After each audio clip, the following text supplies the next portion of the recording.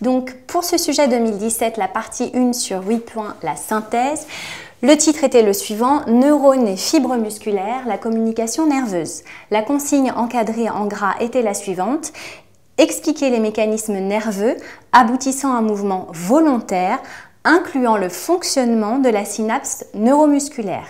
Il était précisé en italique que la réponse prendra la forme d'un texte illustré de schémas au pluriel.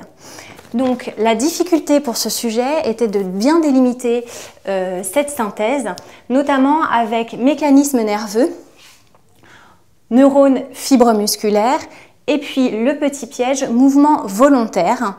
Au programme de terminale, vous avez surtout travaillé sur le réflexe myotatique, qui est un réflexe, donc un mouvement involontaire.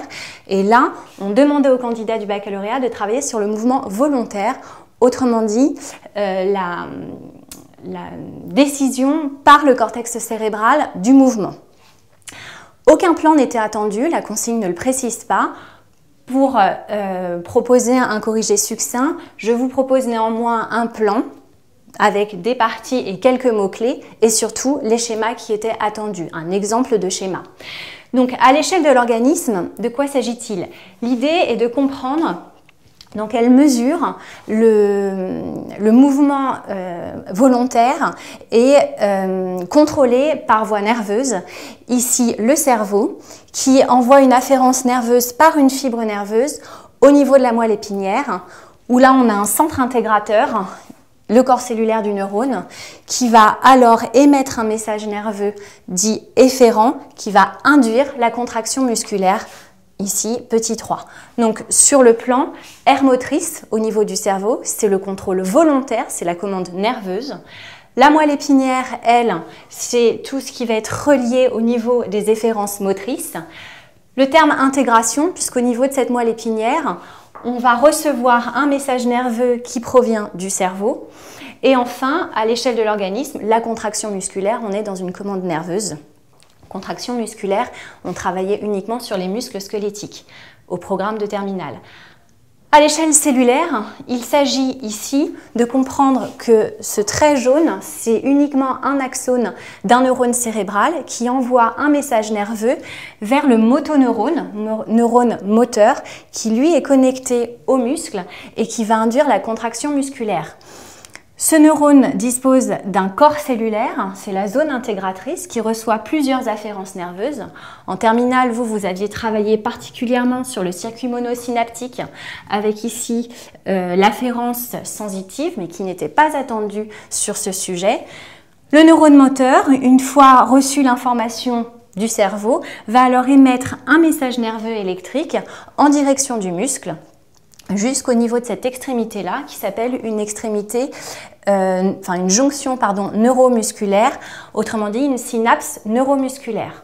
On passe alors à la troisième partie, à l'échelle moléculaire. Que se passe-t-il au niveau de la synapse? C'était bien précisé dans la consigne. On attendait la partie neuromusculaire, son fonctionnement. Alors, le fonctionnement d'une synapse neuromusculaire peut être résumé ainsi. Ici, j'ai l'extrémité présynaptique, ce petit bouton-là. Je viens de zoomer sur ce bouton. Alors, elle est particulière, on y observe des vésicules contenant des neurotransmetteurs ou neuromédiateurs. Ce terme était attendu. Un exemple, éventuellement, l'acétylcholine.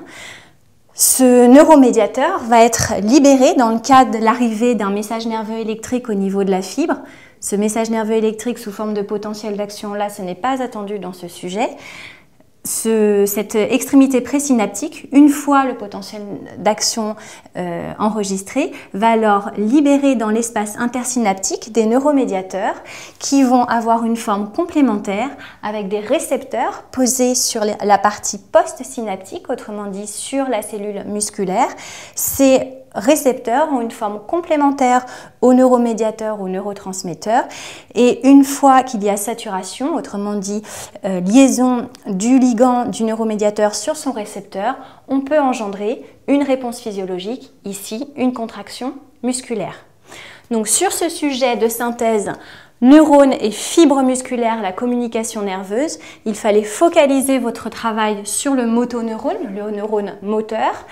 Pensez à expliquer la synapse neuromusculaire et pas la synapse neuroneuronique que je n'ai pas évoquée là pendant le corrigé. Ce n'était pas attendu stipulé dans la consigne. Et communication nerveuse, il faut penser aux fibres, message nerveux électrique sous forme de potentiel d'action, et surtout à la synapse, message nerveux chimique avec les neuromédiateurs ou neurotransmetteurs.